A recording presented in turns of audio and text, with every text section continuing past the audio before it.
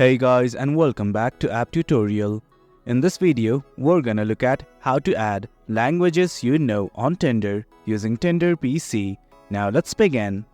Do note that I have already logged into my account. In case you have not, do log in right now. Well, right here is the interface, and what we want to do is simply go to our profile.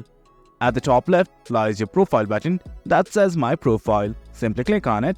Then this page will open up. Well, if you scroll down on the left hand side, lots of options will pop up, but we're not focused on it right now. Let's simply hit on the Edit Info button right here.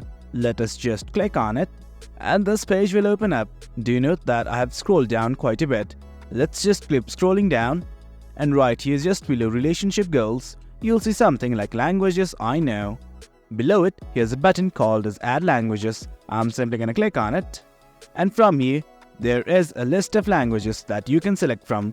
Select whichever one you wish. I'm gonna select a few right now. Well, as you can see, I have selected about 2 of them. Do note that you can select up to 5 languages. And once everything's okay, simply hit Undone.